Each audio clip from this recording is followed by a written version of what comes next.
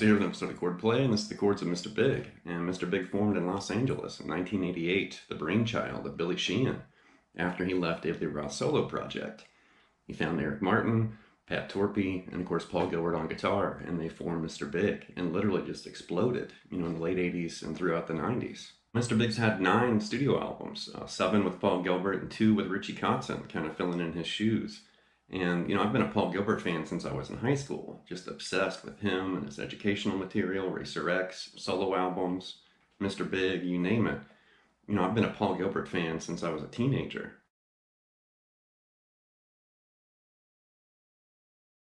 The music and ideas in this lesson came from their first 2 albums, the self-titled debut, Mr. Big, from 1989, and Lean Into It from 1991.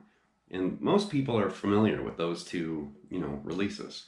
And I highly recommend go through and listen to all their albums. You can find all kinds of tasty, chord-based ideas, solos, licks, fills, riffs, all kinds of stuff.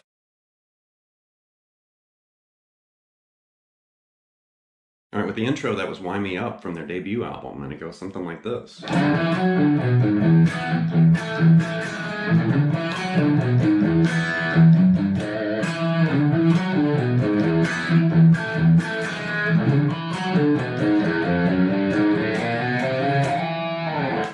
There you can see we're basically playing around with a single note, kind of melodic riff, and then he's mutating between this E5, E sus4 to E major.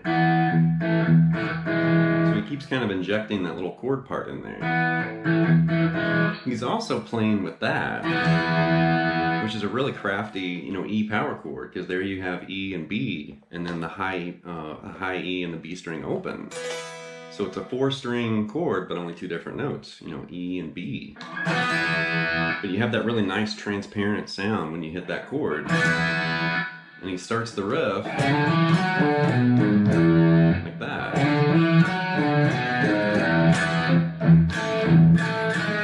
And there's where he's moving between E5, E sus4 to E major. And then do that riff again.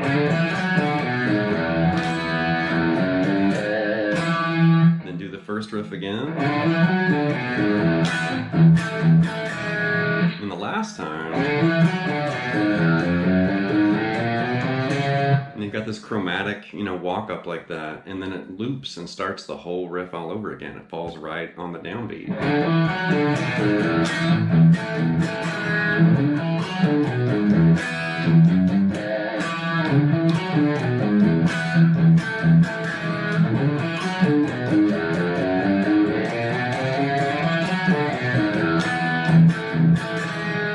Crafty, and I love that riff. Next up we have My Kind of Woman from Lean Into It, something like this.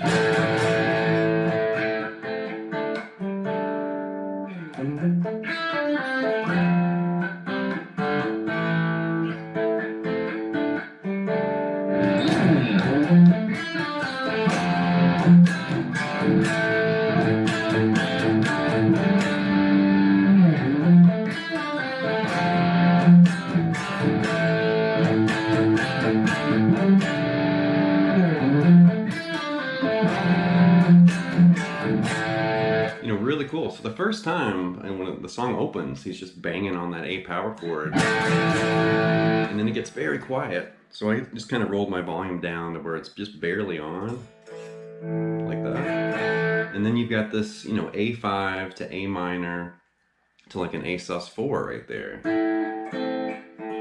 And then right here, that's kind of like a G sus2 right there. But I believe the root is still A. So that'll function as an A7 sus4 if you play that over A. So right there you got the A power chord, and it gets quiet. And then you've got got this little melodic, kind of like D minor 7 almost. And then right there, play a F sus2. And that's really crafty, the way he's using those sus2 chords, because you're basically mimicking or outlining, A minor and then F to G, in that progression.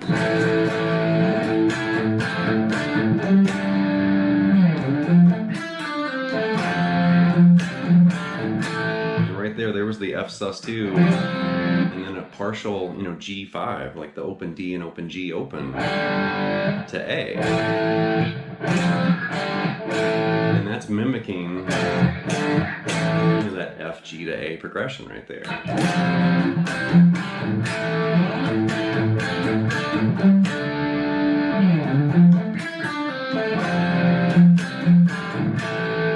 The first time through he's playing it really quiet, and then the build-up is on that little riff, and then he plays it again wide open, with lots of overdrive and distortion. Next up is How Can You Do What You Do from the first album, something like this.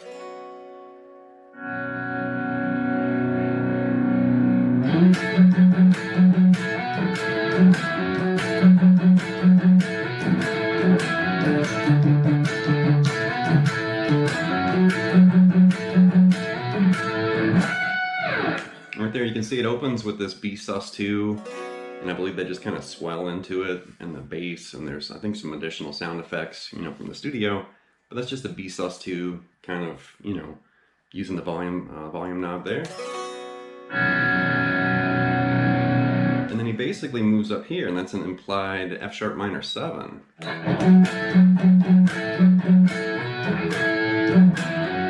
Right there, he's just sliding that double stop, and then he's also kind of, smashing this double stop between that partial E to partial F sharp. And then repeat that again. And then you're going to move to this, and you're going to basically change that where you have a D in the root right there, and that's going to change that partial F sharp minor 7 to a D sus2 right there. And there's your root, there's your fifth, and there's the sus2, that E note right there.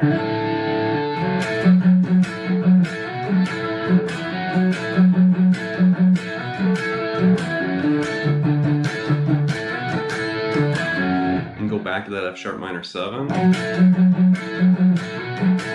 then you get a little octave, you're a unison bend rather. Our next up is Anything For You from the first album, and something like this.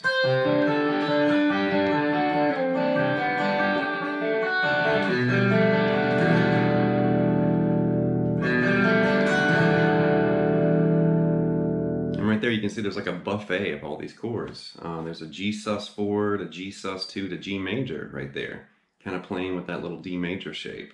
And then a little piece of D major. But that first little cycle of chords, that's tricky, and I found a way to finger that like this. Kind of making it to that D major.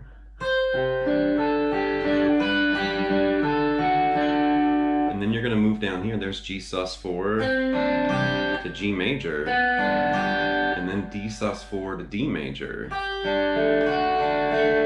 So it's kind of an erratic, series of chords, but I like the way it progresses through that progression.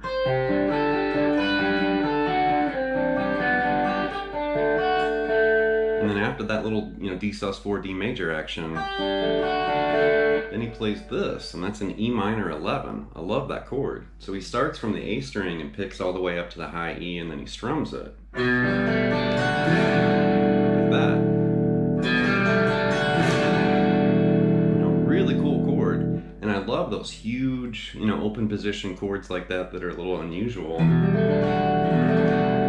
Really, really cool. All right, next up is A Little Too Loose from Lean Into It. You can see I've switched to the Les Paul, and this is tuned down a whole step, and it's the only example in this lesson that's in a different tuning. But I wanted to show this because it's a little unusual and really cool. Something like this.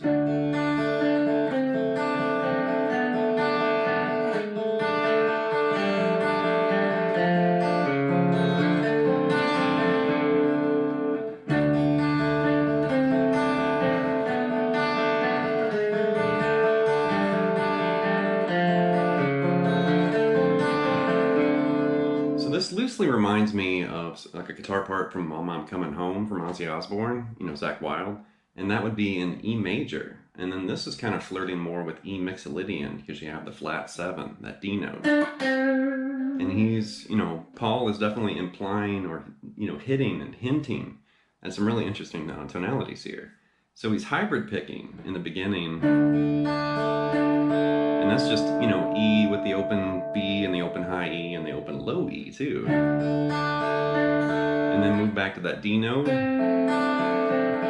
C sharp. And then right there, there's the sharp 11, you know, A sharp. And then B. And then go to A right there. The open G, which is the minor third. And then right there, it's technically a little implied piece of B7, which is hinting at harmonic minor, and then you're ending with E7, like that. So even though it's a simple melodic line, you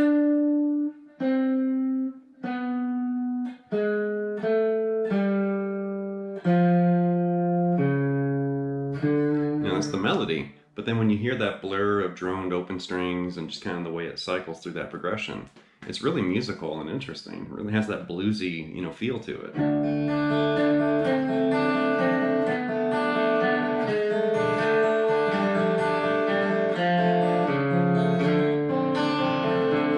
I'm a huge fan of those swampy guitar parts. I love that stuff. The last example is from Alive And Kickin, from Lean Into It, one of their big hits, and I think it's one of my favorite Mr. Big songs. It's very unusual, but something like this.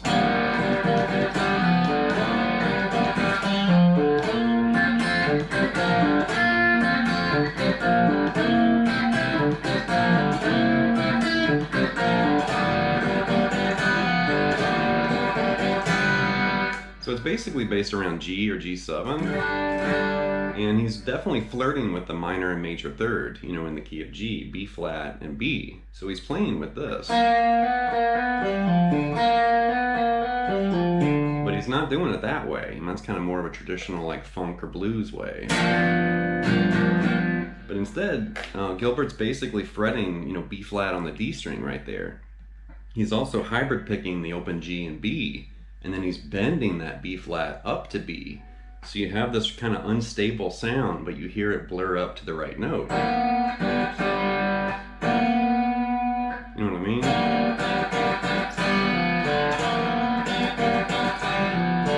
So that's funky, but I like it. And then right there, you're gonna grab this, and that's gonna function as a B flat sus2. And right there, he's just moving those double stops from C to B flat to G.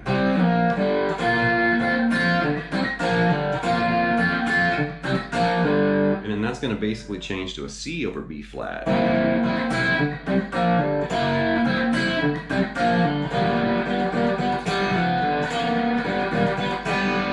then just kind of end there on that G. Alright, that's going to wrap this episode of Chordplay with the Chords of Mr. Big, and I'm obviously a fan. I'm a fan of anything related to Paul Gilbert. I think he's extremely talented. He seems like a very nice, I mean, I've met him a few times, and he is a very nice, you know, humble person. He's hilarious. He's got a great sense of humor, full of energy, wacky, random. You never really know what he's going to play or do or say, which I think is great. You know, and I locked onto him when I was still a teenager, watching his instructional videos, you know, reading articles and lessons in guitar magazines. Next thing I knew, it was like, you know, I was just obsessed with him and his ideas and his music, and I still am. I'm still a huge Paul Gilbert fan. There's just something about him. I don't know. So if you're not really that familiar with Paul Gilbert, dive in. Racer X, Mr. Big, solo material, other, you know, collaborations and appearances. I mean, he's a mountain of great ideas on guitar. So anyway, leave some feedback and some comments. Please subscribe to Late Night Lessons, and I'll be back before you know it with more content and material. Thank you.